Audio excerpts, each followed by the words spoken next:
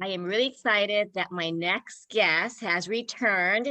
Terry Vaughn, personal safety expert, father of 3 teens, originally from the UK, which explains his British accent because he currently resides in North Carolina. And today not going to talk about the personal safety expert topic that he spoke about last Mhm. time, but I was wanting to know this myself, the importance of how to communicate and just the importance of communication in general when you have teenagers or adult children, even though Mhm. this can happen with any age, right? But Any it age. is a different interaction, I think, when they're maybe 18 and above. And the role of, I'm not gonna I'm not gonna criticize, but I would love to hear your standpoint on how parenting interactions are affected when the parent becomes or feels like they can dictate what happens in the household, and if it does negatively like emotionally impact the entire relationship. All right. Well, talk about talk about I know I'm head throwing a lot of stuff at into the you fire immediately. immediately. I think, look, giving advice to other parents isn't exactly my It strong is suit. scary, but I would love It to hear is, this but perspective. so yeah, let's go with it from the standpoint of it's just a perspective, it's just an opinion. I think that the groundwork that sets up all ongoing communication with teenagers and kids of any age really starts when they're young enough to be receptive to how they should communicate too. And of course, when we go into a communication with our kids, we're always going to be somewhat entangled with the emotion of the topic, whatever that is.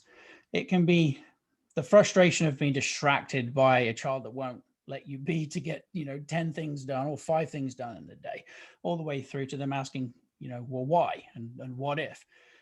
You can't. We started, okay, I got 3 teens. They're all straight A students. I'm not flexing, but they turned out to be amazing kids. But I don't attribute that to one single conversation. I attribute that to the fact that the most important conversation happened between myself and my wife, Carol, before we even had kids. And that's to make sure we were on the same page with what we thought raising kids meant. Do we have the same outlook and the same perspective? And of course, the more aligned you are as parents, the more that unified front Hmm. presents to the kids that way, so that they can't necessarily work one against the other later. They know that if they're getting one answer from one parent, most likely they're going to get the same answer from the other one, or at least it will be a discussion.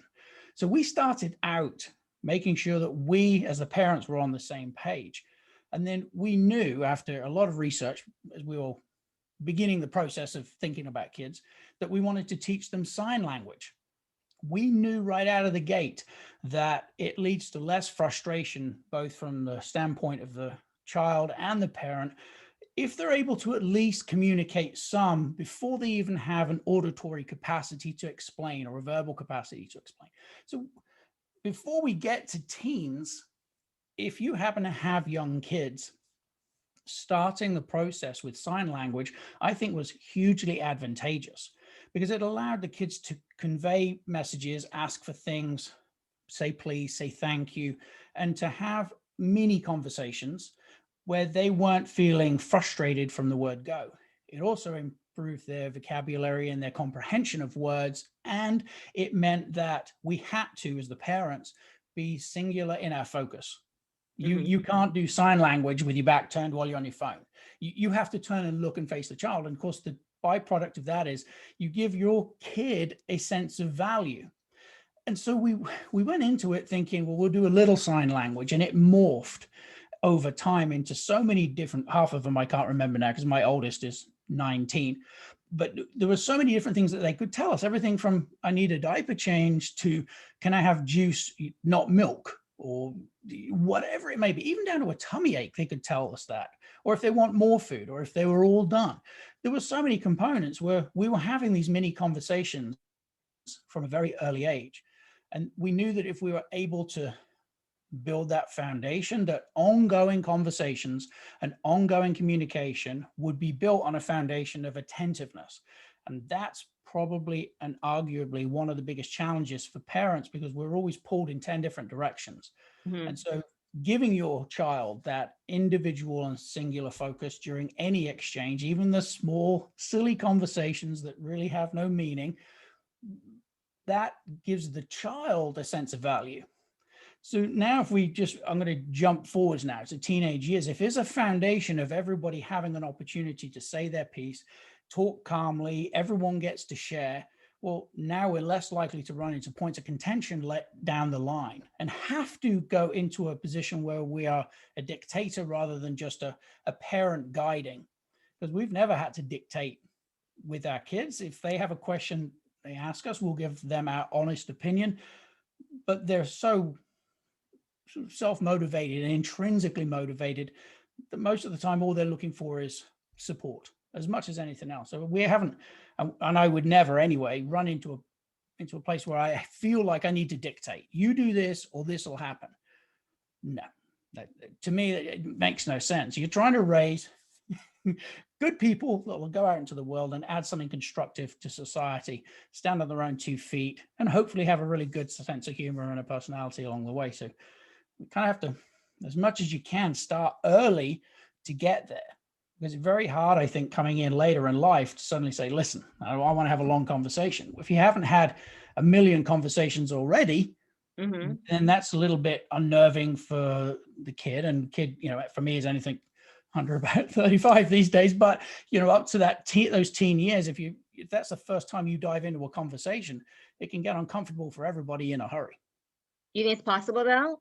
You think it's possible? Oh, Because I yeah. think nowadays, yeah, what happens is the parenting styles have changed and people have realized, oh, the past umpteen years, Mm-hmm. now that more people are reading and researching and just hearing, right, the news and everyone saying, you know what we did before is not conducive to raising or producing Yeah. members of society who will not maybe interact and have road rage or have Mm-hmm. meltdowns at work or get so upset because someone's opinion differs from them. I mean, we're having violent outbursts because of different religious views or political views.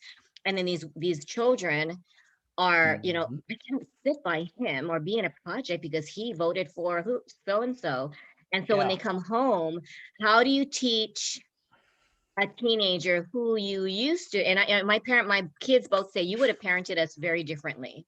And I said I Mm-hmm. would have. Unfortunately, my whole thing was grades, grades, grades. And I think I did put value. I think I did define their value based on academic Tithing, grades. I did not right? know because I myself I got paid for my A's. So I told my daughter, I mean, I wonder if she said, but then you stopped. And because I told my dad, I mean, when you go, well, are you going to get more money? And you're comparing an 18-year-old to a 12-year-old or a Mm-hmm. 16-year-old to a 10-year-old. And she would say, Mom, she just said, I was taking hard math classes and my sister's coloring, getting A's. Yeah.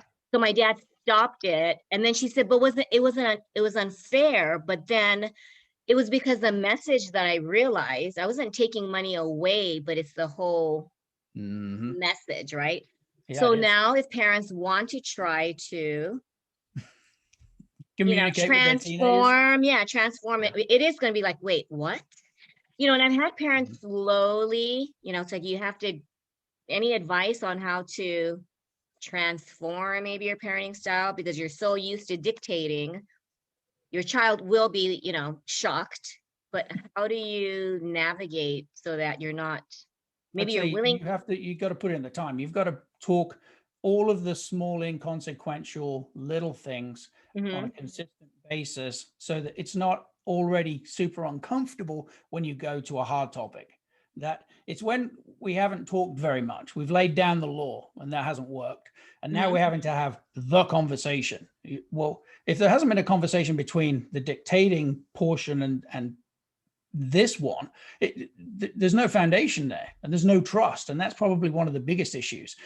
Your kid has to trust you too, and you have to trust them, Yes. but that you build that trust between the two of you through good communication on a multitude of different topics rather than just the one important one. And that, I think, would probably be about the only way that you could look to build that relationship back up to a point where you're able to have the conversations on the really important things that you know are going to have a lasting impact on their lives and the lives of the people they know, and perhaps yours too. Mhm. But you've got to build that foundation. I think that good communication is really hard, and it takes an awful lot of energy. And when, as a parent, you're pulled in 10 different directions at any point throughout your kid's life, sometimes it can be a royal pain in the ass to have to say, I'm going to stop what I'm doing now, which was taking your attention away. And I'm going to sit and really have this conversation. And I'm going to be fully attentive and fully present for it. And I'm not going to necessarily give advice if it's not asked for. I'm going to support. I'm going to hear without guiding unless it's asked for, this kind of thing. Well, that takes a lot of effort. It takes a lot of effort to really hear what's being said or read between the lines or even take note of what their nonverbal communication is saying. Like, is there a congruency between what they're saying and what you're hearing, or their body language in terms of, does it match the emotional context? You know, they may be telling you something that sounds relatively simple, but there's a lot of facial expression of pain or suffering or sadness. Well, that's a discrepancy, and the emotion is more likely to be the honest version of how they're really feeling versus what they're saying. They can control the verbal element a little better than the emotional component. So if you're truly present and your kid's trying to tell you something that sounds a little silly to you as they're growing up with the problems and the issues that you have as a grown up, but you see that there's something underlying emotionally troubling, well, if you're truly present, you can explore that. You don't want to turn it into into an interview or an interrogation, but you can see, okay, it was a simple thing that was said, but really there's an underlying emotional component to this that we need to explore further. And that's how we build, you know, ongoing trust and end up hopefully in a place where when we say, no, you shouldn't be doing this, and here's why, there's a reception to why the rules as we explain them with the consequences and everything else. So I think it's just hard when it comes out of left field and the only thing left to you is to just say it's my way or the highway. Exactly. I think that's a recipe for disaster, personally. Well, I think what you just said, reception. I think a lot of kids, if they have the wall up, it's no, I mean, no matter what you say, the wall is up. But when you mention to start off with, just small conversations. I saw that one TikTok that you did, and Terry and his whole family did songs from the 80s, and you guys were in two different lines. And it was just so funny, but you can just tell, I think you said one of your kids weren't receptive, and then all of a sudden he ended up doing it, or she ended up doing it. Yeah, Sophie. She's a true introvert. Actually, she takes after me. I'm an introvert. She is too. And she was reluctant to begin with, but after the music got going and we kind of got into it, she was one of the ones that jumped All out of you by guys herself did to it. I just mean, like boom. And I'm like, whoa, good for you. so, coming from, I didn't mention your, the start of your career. I think it was the start of your career. Can you share like what the majority of your career involved?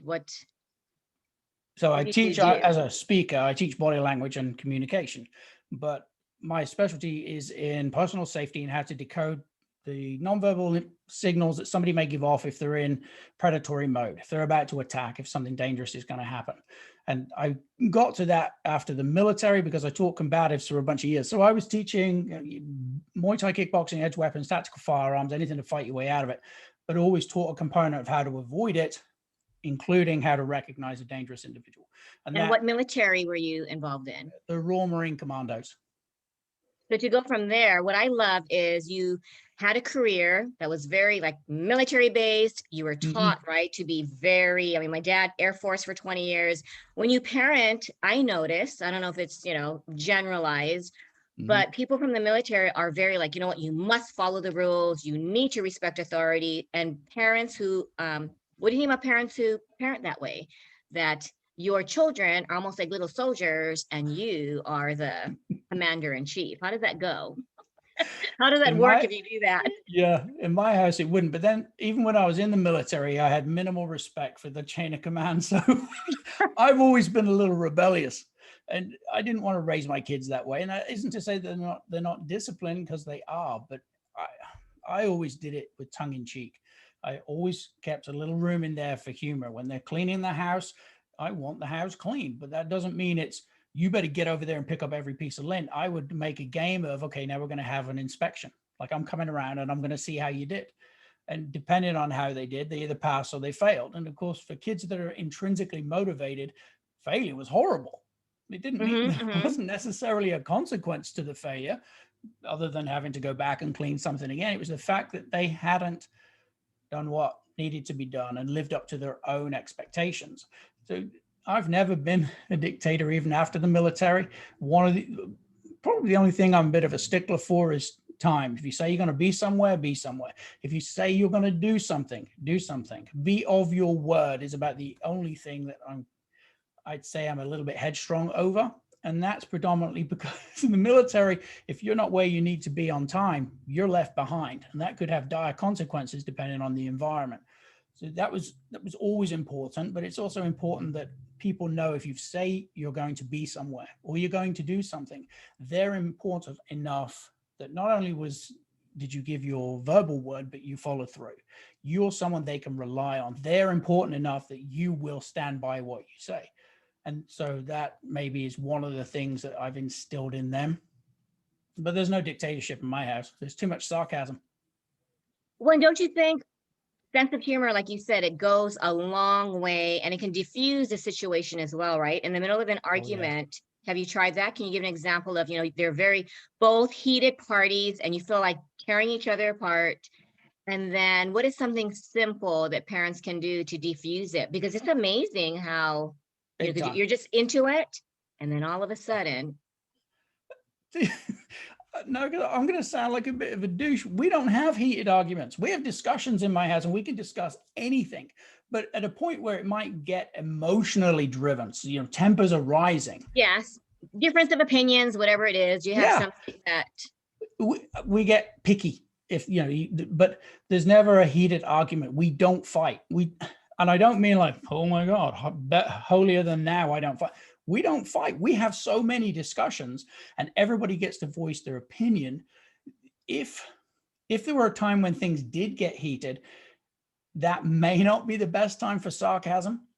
Yes, some humor is great, but I think at that point, it's important for everyone to go, look, hey, I'm getting a little hot under the collar. This is really something that's pushing my buttons and it's not your fault. This is a topic personal to me. Let's take 10 minutes, 20 minutes, 2 days, whatever you need to calm down enough to come back and be rational, which is one of the things I think, as you touched on earlier, that's missing right now is people don't have the ability to self-soothe, calm down and monitor their own emotions enough to have constructive conversations on topics that might be otherwise a little heated.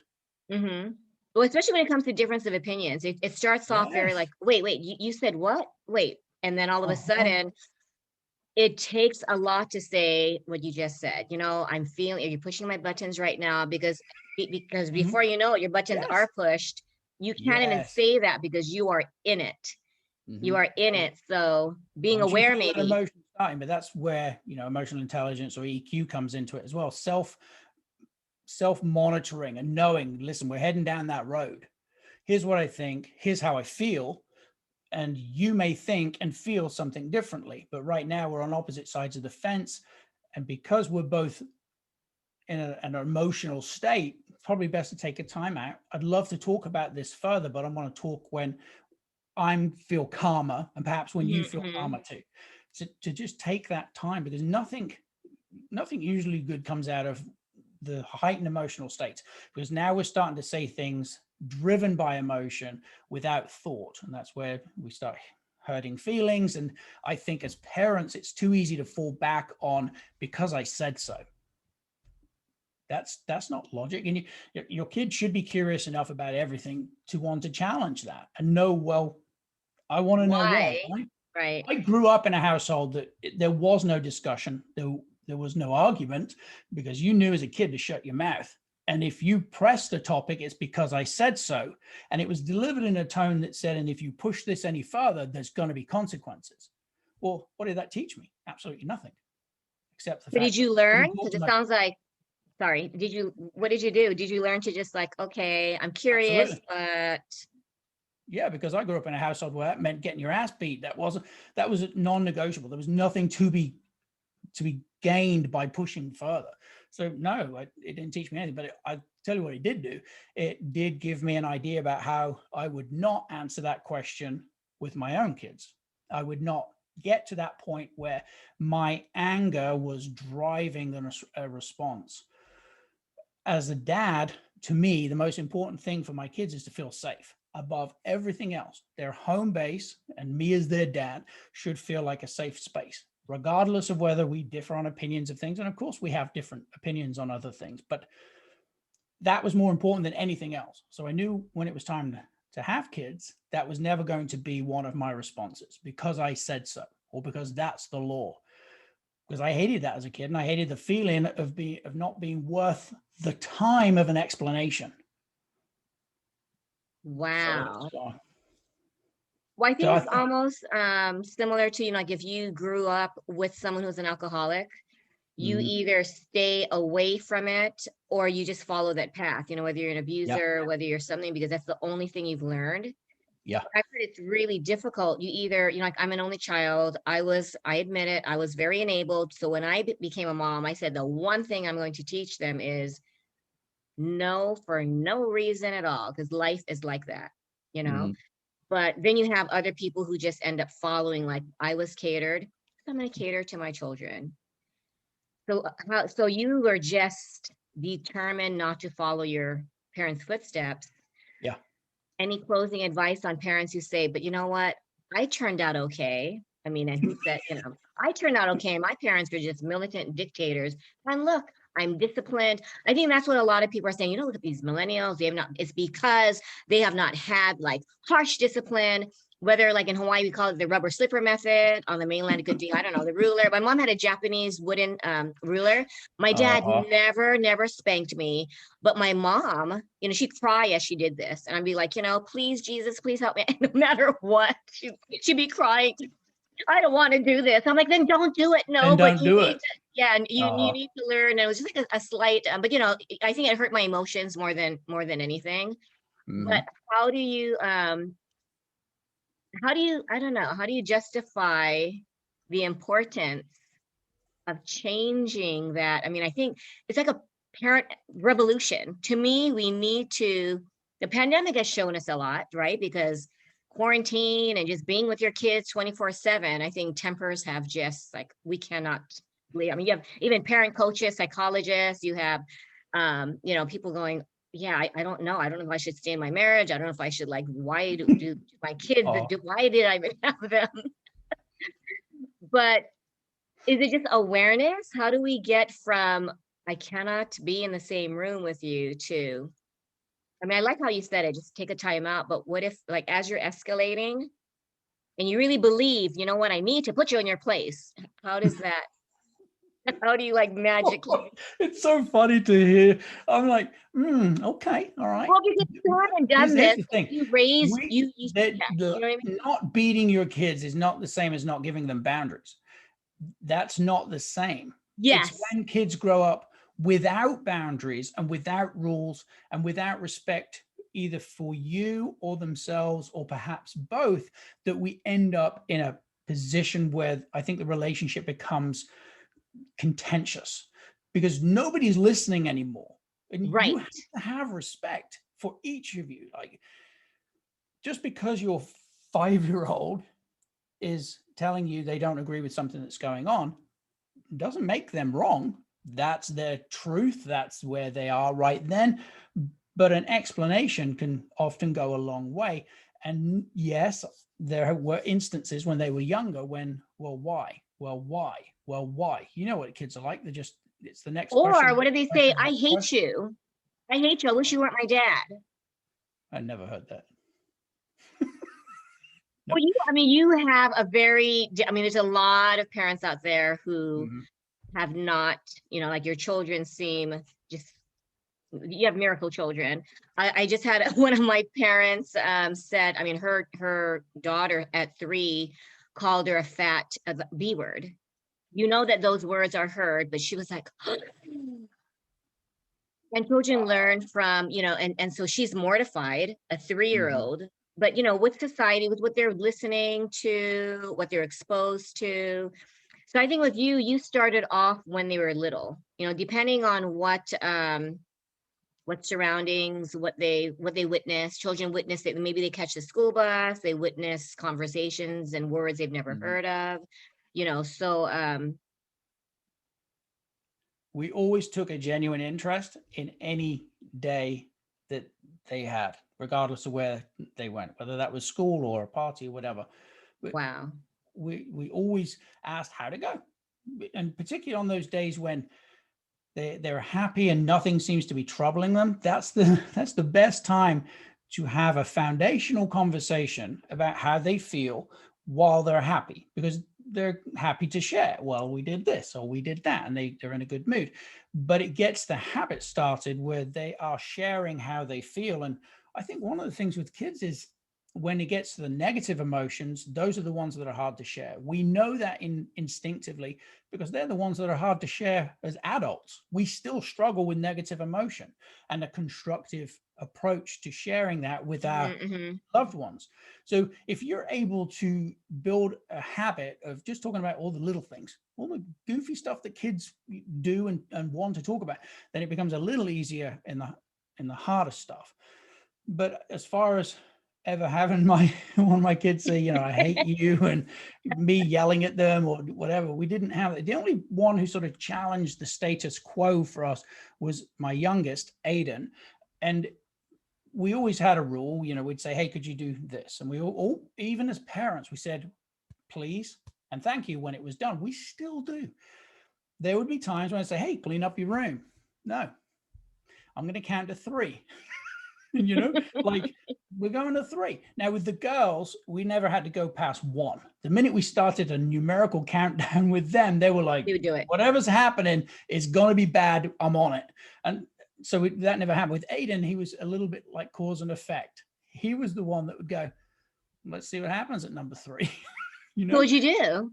Got out of my damn seat and followed up with whatever instruction was given. And on the off chance that it was still a point of contention, then we got down to eye level. And hear me on this, son. I'm going to say it once. And it was amazing what turned.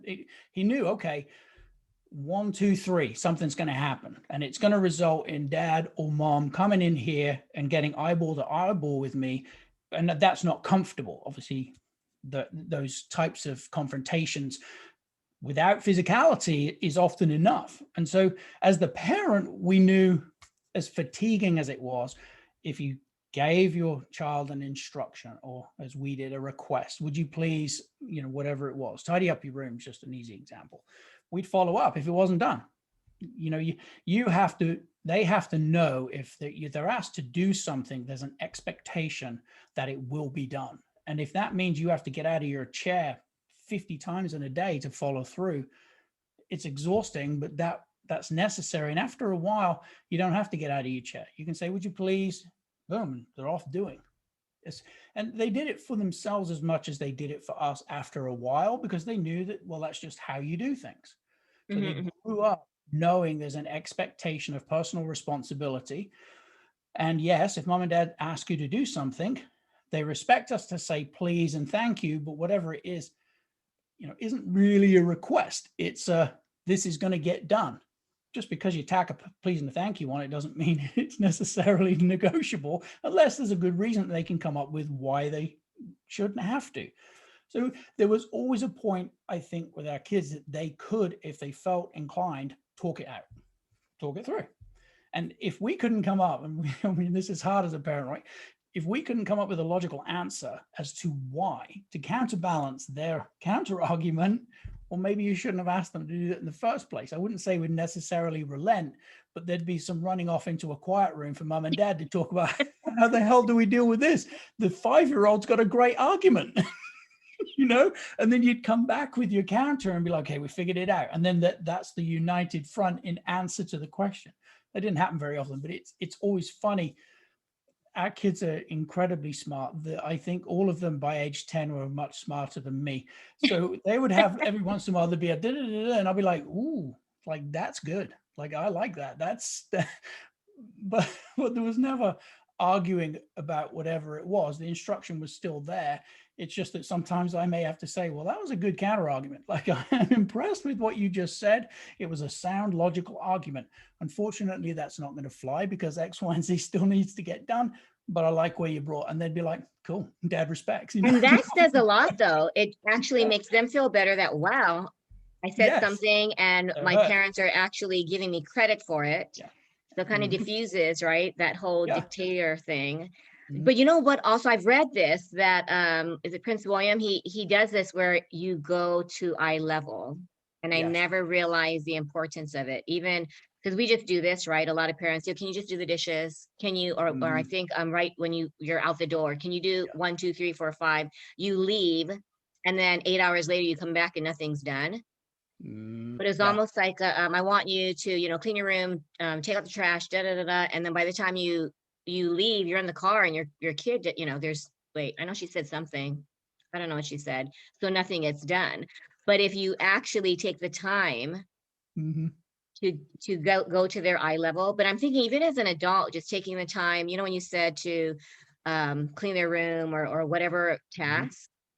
There's something about, and you know what the beauty of it is, you do not have to raise your voice. You do not have to resort to any physical punishment or No. consequence, but giving Mhm. the eye to eye and Yeah. just that message, right? How Yeah. important it is. Yep. Because I'm struggling with this washing dishes and putting some used plate in the, and then your voice I do the, what I do? I've done this, and I just asked you to do one thing. And then she goes, no, but after you did that you told me to do one thing, you also added 4 more things. So then That's I catch myself and go, that was part one. That was part one of the task.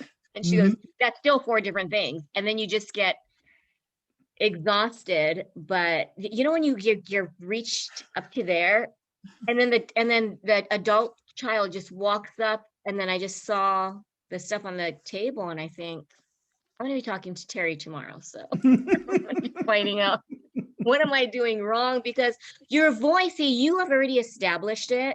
I think a lot of us, and I don't know if it's mothers or it's we get, someone told me that umbilical cord has caused us to be emotionally connected, right? Because a lot of moms are like, why isn't my husband reacting the same? It doesn't even bother him. And then the moms are the one you're just so emotionally charged, you Yeah. know? Well, I think there's nothing wrong with having emotions. Most men need considerably more than they're willing to share. But I think that if my wife raised an eyebrow to the kids and started the 1, 2, 3, they listened. Aiden is the only exception, and it only happened a couple of times. And then he learned the exact same lessons that the girls would have learned if they'd ever got to 3. She's getting out of a chair, and it's going to be business.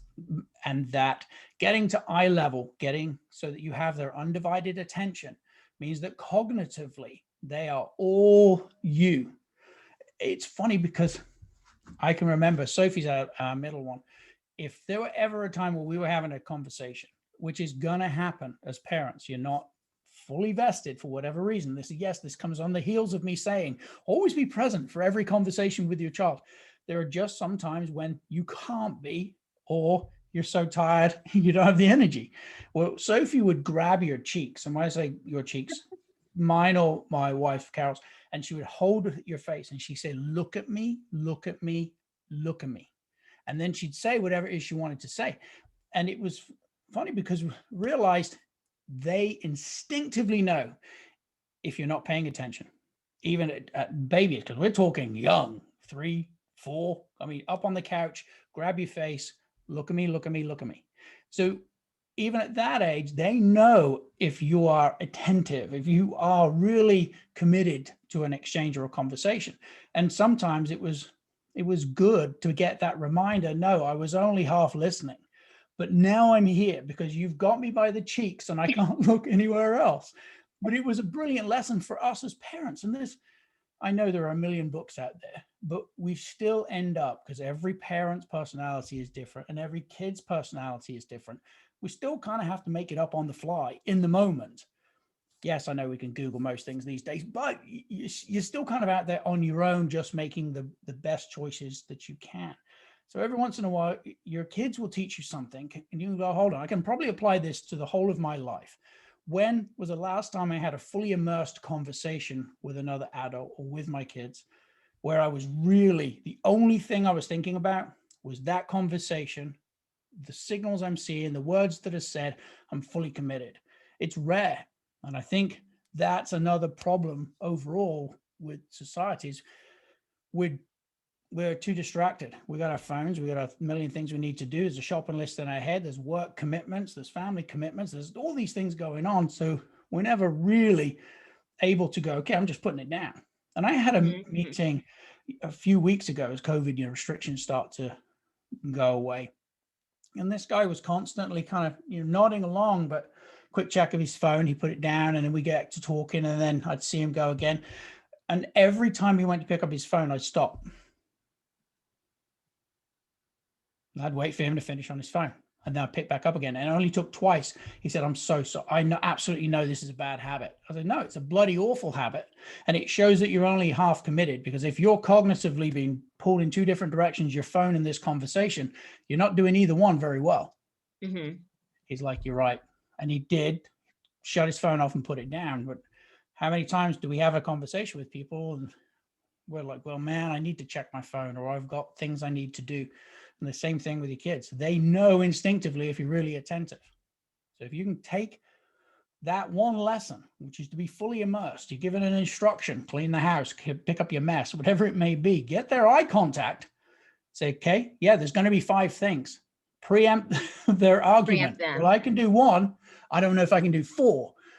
Well, yeah, you're going to do 5, actually. So, like, it is what it is. Life is a series of responsibilities, and you're going to have to take care of them. And this is just a few of them. So you'll do this because you're a contributing member of the family.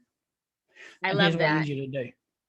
I love that. I think that's what we need to say more of, because I think one day, see, I didn't do my academics was more priority. So one day I was just bringing this up to my 25-year-old. She was vacuuming, and she looked at her dad and said, is this a punishment?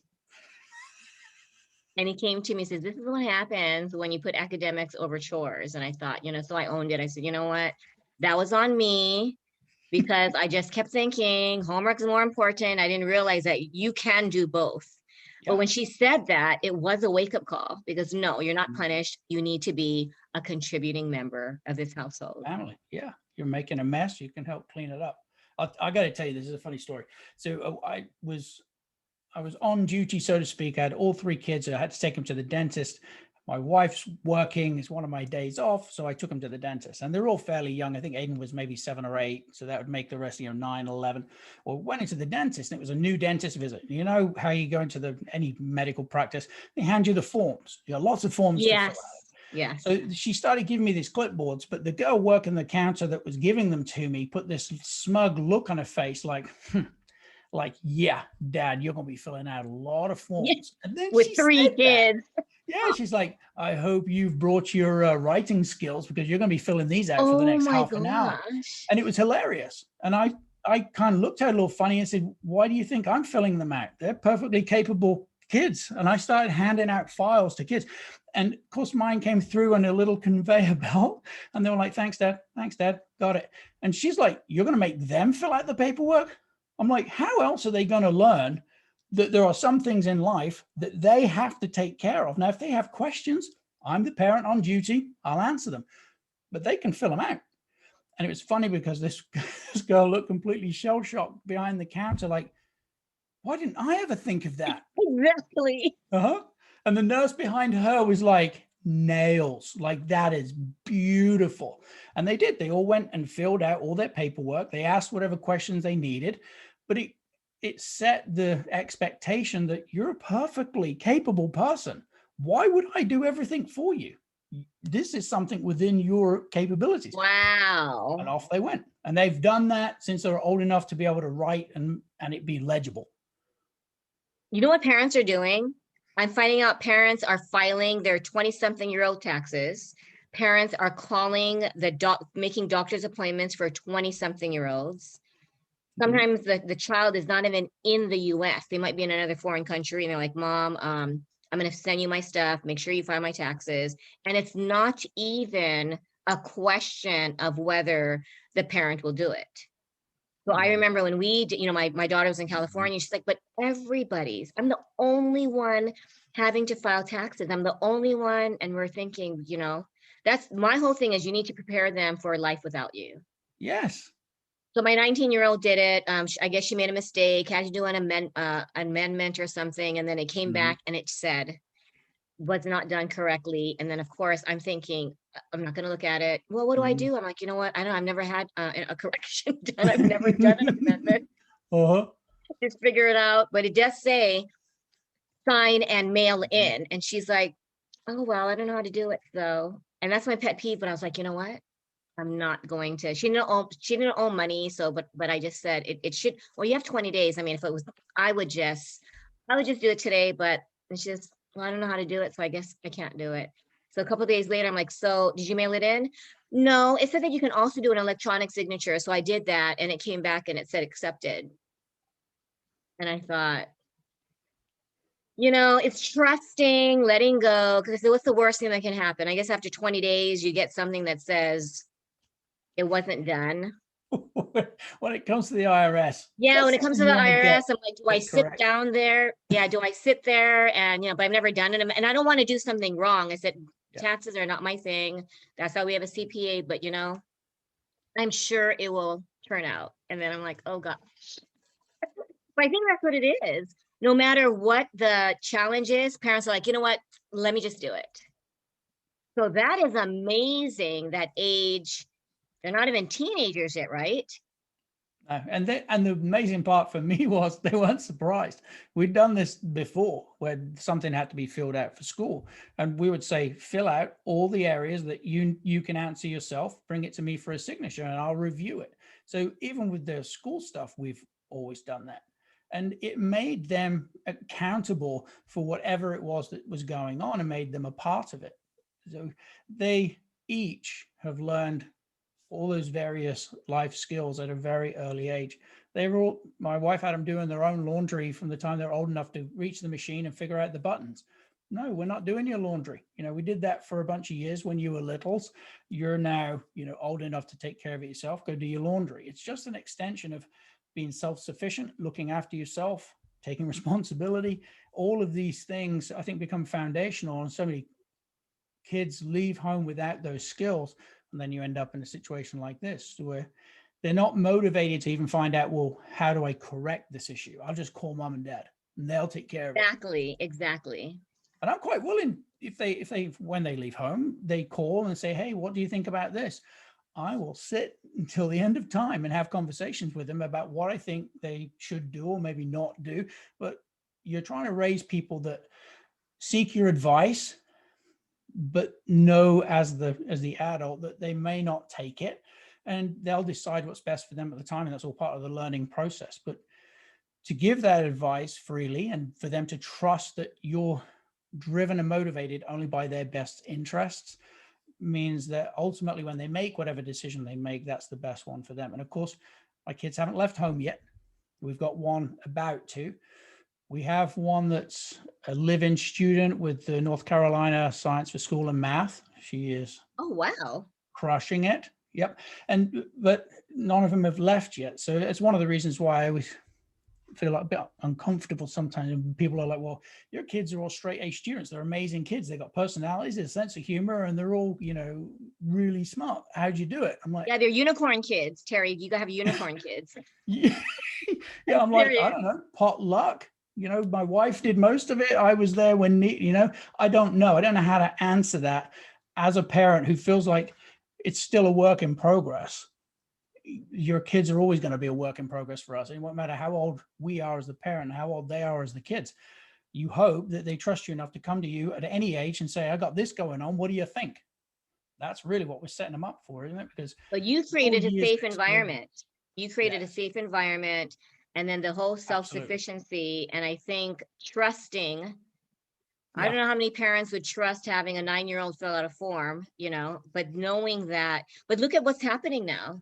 I did Yeah. that with my, yeah, I have a very introverted, that 19-year-old was maybe 15 and she didn't want to order her own drink at Starbucks. They were like, okay, we're leaving. Oh my gosh, royal tantrum at 15. But you know what?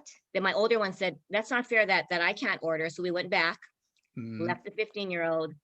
He ordered next time. Even if you're shy, you get your phone. Can I have and you just have the order. You just read it exactly with your mhm. special, and never again did she, it's like, call your, can you call my chiropractor? You can Yeah, write you down, she can would do write it. down exactly what you say, you Yeah. know, but you have to, I Mm, mean, that is the most important. I mean, you said a lot of valuable stuff, but that alone, to trust, even though you don't think that you don't have enough faith, but I think you just knew it's a form. I think a lot of us are mm, like, well, you're going to do it exactly. You're going to, dot your I's and cross the T's. You're going to, because I have 18-year-olds going to their moms. How do I fill out this a job application? Or I want to volunteer at the yeah. YMCA. How do what do I do? And then they're frustrated, but they never were taught at age Never thought. 12 to fill out a Mhm. school form. No. I remember when she was in high school, I finally said, you know what, fill out the form and I'll sign it. So even now it's like, Yeah. you have to put your emergency contact, you have to do all of that Mhm, stuff. And then now transfers, right? These COVID, right? The mhm. whole vaccine forms, and she lost her card. My husband's like, that's like a passport. But Yeah. guess what? It took 20 minutes, but we went to the location. They had to call someone. They found it in the computer system. I said, I'm Yeah. sure this happens. Tell me that no one has lost their, their Yeah. thing. No. Yeah. But amazing life advice. Thank you so much. This was an amazing part too. I mean, I love the personal safety. You have to tell everyone how to follow you, because you guys have to watch his TikToks, the safety videos, and I love the Yeah. bloopers. How do they find you on social media? Easiest way is to go to my website, tvempowers.com, and then all the links for all of the social media stuff is on there if you're interested. And forgive me if I came across like the perfect parent, because I'm not by any stretch. But I hope also that if I've shared something that maybe helps guide or inspire something, that's fantastic. But I'm still trying to figure it out myself. The fact that Well, our kids are very doing as well as they are. inspirational. Well, I love how you said sometimes you just have to fly off the handle. I mean, sometimes we really don't know what we're doing. Yeah, no, you don't. Just figure it out. Have lots You're of the only conversations. parent who actually said, you know what? Wow, that's a really good, legitimate argument. However, still have to blank, blank, blank. And Yeah, sometimes you're caught off guard, right? We're just really yeah. caught off guard.